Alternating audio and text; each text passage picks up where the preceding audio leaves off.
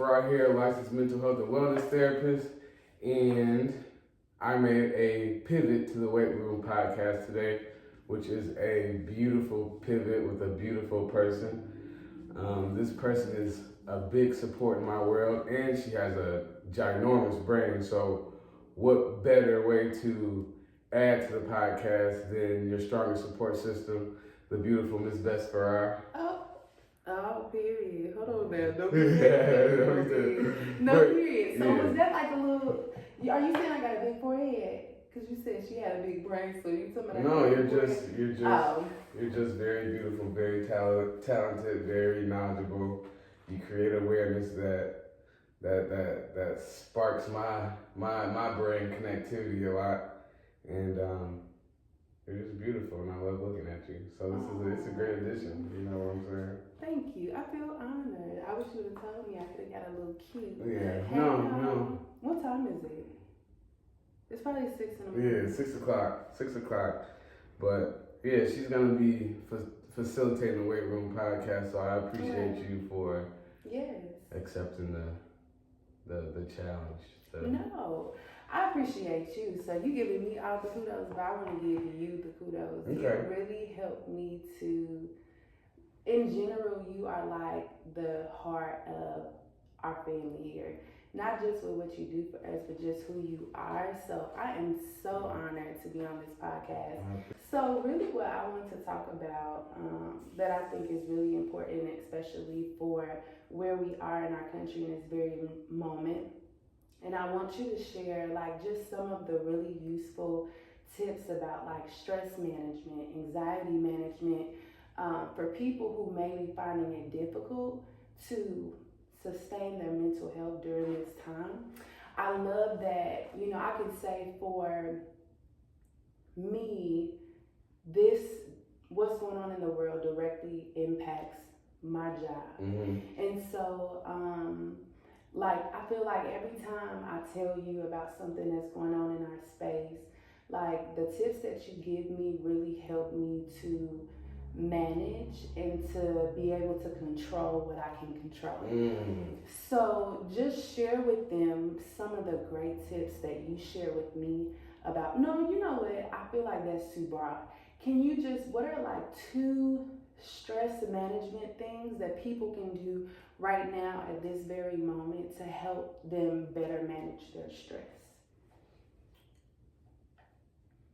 Internally plays a big role, how you feel internally, because emotions are our internal space meeting our external space. You put that in a bowl, that's the recipe towards our emotions. So when we are able to control our internal world, our external world will be a better place because we live out of our perception. Yeah. So I think if you can control your internal space, how you feel internally, that is a beautiful way to control your emotions. How I like to control my internal space is self-talk. You said control what you can control. Another thing that I've been telling my clients for the past 2 weeks is do not let an external piece, especially if they don't pour into you every day, if they don't pay your bills, give you food, really support you, do not let that external piece take your power, because essentially you're giving your power away when you have something external activate an emotion of anger or sadness or depression, just the emotions that present a lower mood.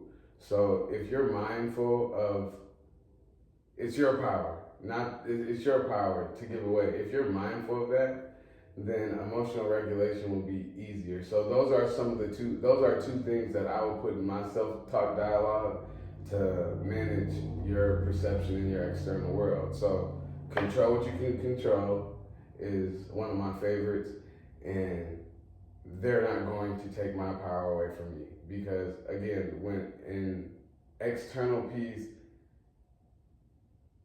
activates an emotion that triggers you, that puts you in a lower mood, that means they took your power away from you, and that's not okay. Yeah, I feel like nobody goes into thinking about something or feeling a way about something with the mindset that they're taking my power away. Because when you're in that very moment, I could just speak for me, you know, these days have been a little difficult. And I feel like when you're in that moment, you don't think about, I'm not going to let them strip my power away.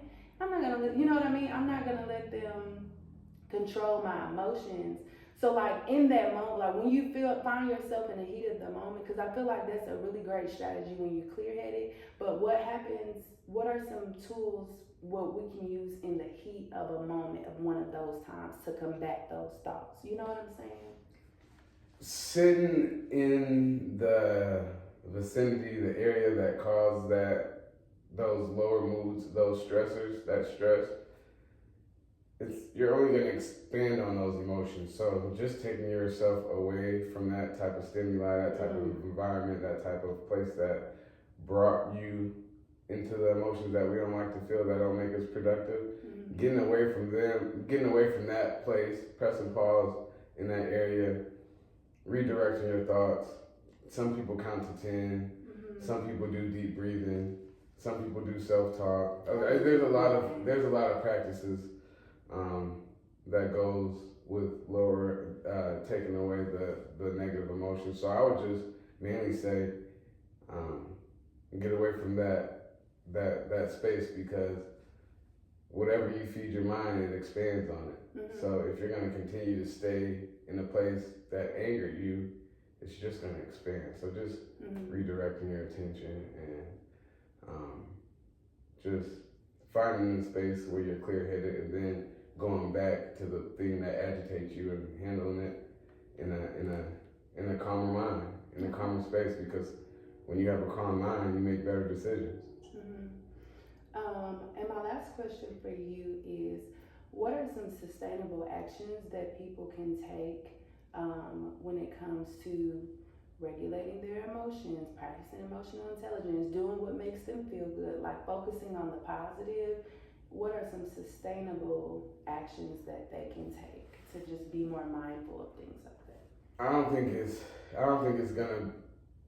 It doesn't take place just like that. Right. That's why we call it practices in the mental health world. So you just have to practice self-care. Some of those words that we're telling the audience to say, some of the practices that we're telling the audience, the tools that we're giving to the audience, it takes practice. Sometimes when you tell yourself control what you can control, you might not believe it, but if you say it continuously, it's gonna become a part of who you are, and it's gonna become a part of your brain wiring, and then you're gonna begin to believe it, and then that's how you're gonna navigate through the rest of your day. So just practicing all these tools daily so it can become a habit. Guys, just keep on implementing those practices. Until next time, Tuesdays and Thursdays, stay tuned. Peace.